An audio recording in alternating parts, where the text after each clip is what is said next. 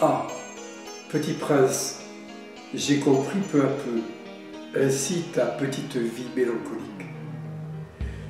Tu n'avais eu longtemps pour distraction que la douceur des couchers de soleil. J'ai appris ce détail nouveau le 4e jour au matin quand tu m'as dit « J'aime bien les couchers de soleil. Allons voir un coucher de soleil. Mais il faut attendre. Attendre quoi? Attendre que le soleil se couche. » Tu as eu l'air très surpris d'abord, et puis tu as ri de toi-même, et tu m'as dit « Je me crois toujours chez moi. » En effet, quand il est midi aux États-Unis, le soleil, tout le monde le sait, se couche sur la France.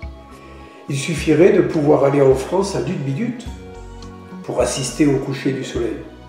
Malheureusement, la France est beaucoup trop éloignée. Mais sur ta si petite planète, il te suffisait de tirer la chaise de quelques pas et tu regardais le crépuscule chaque fois que tu le désirais.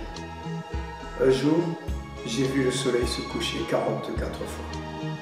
Et un peu plus tard, tu ajoutais, tu sais, quand on est tellement triste, on aime les couchers de soleil. Le jour des 44 fois, tu étais donc tellement triste. Mais le petit prince ne répondit pas.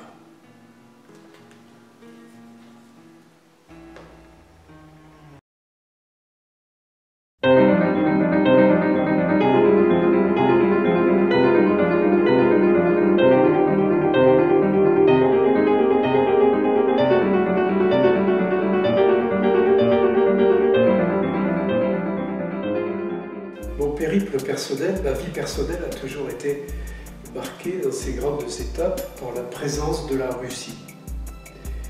L'année où je suis né, en 1957, c'était l'année où la sonde spatiale soviétique, Sputnik, a été lancée dans l'espace. Et mes parents m'avaient surnommé Sputnik, parce que c'était la même année où, comme quelque chose qui arrivait de l'espace, je suis arrivé sur Terre et je suis né. C'était le premier contact avec l'Union soviétique. Le deuxième contact qui a été très fort, c'est lorsque je me suis marié, nous avons décidé de partir à l'Union soviétique pour notre voyage de noces. Et nous avons atterri à Varna, en Bulgarie, puis nous avons survolé le Caucase, atterri à Tbilissi, en Géorgie, puis Moscou, puis Leningrad, aujourd'hui Saint-Pétersbourg, et puis nous sommes revenus en France. J'avais la sensation qu'un jour, l'Union soviétique, dans sa forme contemporaine, stopperait, s'arrêterait. Je pensais qu'un jour, le mur de Berlin tomberait et que les choses changeraient au niveau des régimes politiques. Et je voulais voir, avec mes yeux, avec ma sensibilité, avec ma culture, ce qu'était l'Union soviétique.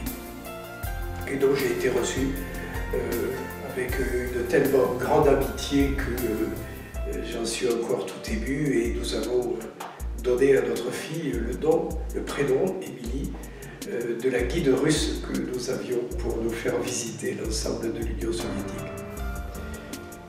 Lorsque j'ai été candidat à la mairie en 2014, j'avais promis de me rendre à Stalingrad, Volgograd aujourd'hui, pour être présent sur cette immense bataille qu'ont livrée l'armée rouge et le peuple russe contre les armées fascistes d'Hitler. Ce sont les Russes qui ont battu les armées fascistes d'Hitler la première fois à Stalingrad. Et ça, il faut le dire et le répéter, parce que les livres d'histoire ne font part souvent que de la dernière phase de la guerre, qui est importante aussi, celle où les Alliés sont venus, où la résistance française s'est mise en place. Mais les premiers qui se sont battus à main nue contre les chars d'Asie, ce sont les Russes. Et ce sont eux qui ont infligé à Hitler sa première grande défaite.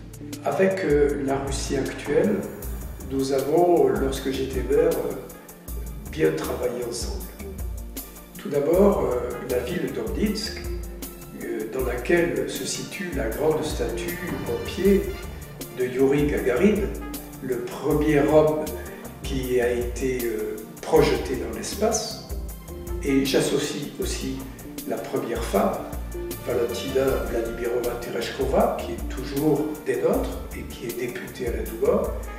Eh bien, cette grande statue de Yuri Gagarin, j'ai demandé au président Poutine de pouvoir la copier afin de l'installer à Montpellier sur un très grand pont qui se trouve à côté de la nouvelle gare. Et cela a pu être possible, et donc nous avons créé le pont Yuri Gagarin, qui est un immense pont sur lequel se trône la statue de Yuri Gagarin qui regarde les étoiles avec les bras levés. On l'entendrait presque dire Ayer Ali, c'est-à-dire maintenant ça y est, on va dans l'espace. Ce sont les Russes qui la première fois sont allés dans l'espace. Ce ne sont pas les Américains. Il faut être juste avec l'histoire. Les Américains ont marché sur la Lune, ils ont fait d'autres missions magnifiques, mais ce sont les Russes qui, la première fois, ont été les premiers à conquérir l'espace. D'abord la petite chienne de Laika, puis le premier homme, Yuri Gagarin, et la première femme, Valentina Tereshkova. Sergei Bolchanov a souhaité que je sois distingué par le gouvernement russe de la médaille de l'amitié russe. Et ceci a été voté lors d'une séance particulière à l'Assemblée nationale russe, la Douma.